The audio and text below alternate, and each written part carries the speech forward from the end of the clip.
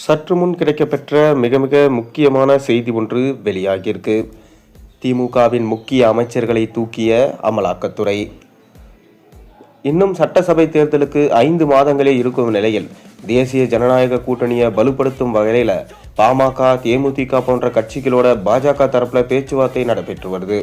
இருந்தாலும் திமுகவை பலவீனப்படுத்தாமல் வரும் தேர்தலில் திமுகவை வீழ்த்துவது கடினம் என்றும், குறிப்பா திமுகவோட முக்கிய புள்ளிகளை லாக் செய்தலே தேர்தலில் அவர்களால் தீவிரமாக பணியாற்ற முடியாது.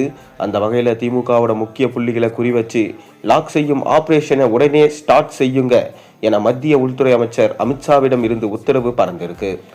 இதில் திமுகவில் உள்ள 10 முக்கிய புள்ளிகள் பெயர் கொண்ட பட்டியல் அமித்ஷா மேசைக்கு சென்றிருக்கு. அதில் இடம்பெற்றிருக்கிற திமுகவோட 10 முக்கிய புள்ளிகளின் பினாமிகள் குறித்து முழு விவரம், யார் யார் பெயர்ல சொத்துக்கள் வாங்கி குவித்து வச்சிருக்கிறாங்க, குறிப்பா தேர்தலுக்கு செலவு செய்வதற்காக பணத்தை யாரிடம் கொடுத்து பதுக்கி வச்சிருக்காங்க என்கின்ற முழு விவரம் அமித்ஷா மேசைக்கு சென்ற பட்டியல் அந்த பட்டியலில் இடம்பெற்று இருந்ததாம். இந்நிலையில் புதியதாக ஒருவர் மீது அமலாக்கத்துறை சோதனை நடத்தி வழக்கு பதிவு செய்து அவர்களை தேர்தலுக்கு தூக்கி வைப்பது, உள்ளே வைப்பது அல்லது தேர்தலுக்குள் முழுமையாக முடக்குவது என்பது சவாலான விஷயம். ஆகையால் ஏற்கனவே அமலாக்கத்துறை சோதனையில் சிக்கிய நபர்களை தூசி தட்டி அவர்கள் மீது உள்ள வழக்குகளை தீவிரப்படுத்தி தேர்தலுக்குள் தூக்கி வைக்க வேண்டும் என முடிவு செய்யப்பட்டிருக்கிறது. இதுதான் அமித்ஷா குழுவில் முடிவு பண்ணியிருக்காங்க.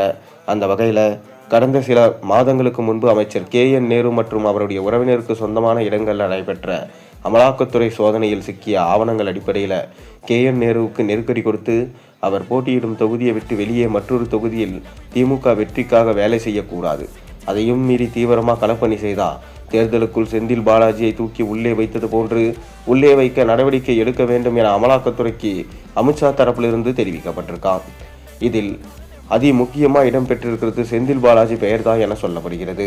செந்தில் பாலாஜிக்கு நெருக்கடி கொடுப்பதெல்லாம் சரிப்பட்டு வராத டாஸ்மார்க் ஊழல், போக்குவரத்து ஊழல் அனைத்தையும் தூசி தட்டி கைது செய்ய வேண்டும். அப்போதுதான் மற்ற திமுக முக்கிய புள்ளிகளுக்கு பயம் இருக்கும். தேர்தலில் தீவிரம் காட்டினால் அமலாக்கத்துறை நெருங்கும் என்கின்ற அச்சத்தில் முடங்கி விடுவார்கள் என திட்டமிட்டிருக்கிறதான் டெல்லியோட மேலிடம். அடுத்ததா திமுக மூத்த தலைவர் துரைமுருகன் மணல் கொள்ளையில் சிக்கியிருப்பதா குற்றச்சாட்டுகள் அமலாக்கத்துறை கைவசம் உள்ளதா சொல்லப்படுகிறது. இருந்தாலும் டெல்லி மேலிடத்திடம் திரைமறைவில் தொடர்பு கொண்டு தன்னை காப்பாற்றிக் கொள்ள முயற்சி செஞ்சுட்டு வராரு. இருந்தாலும் அமைச்சர் துரைமுருகன் வயது காரணமாக அவருடைய மகன் கதிரானந்த் குறிவைக்கப்பட்டிருக்கிறதா டெல்லி மேலிடம் என்கின்ற தகவல் வெளியாயிருக்கு.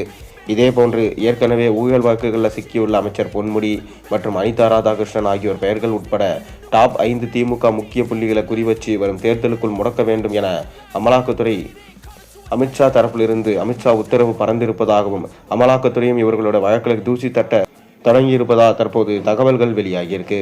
நீங்கள் என்ன நினைக்கிறீங்க? உங்கள் கருத்துக்களை மறக்காமல் கீழே கமெண்ட்டில் தெரிவியுங்க.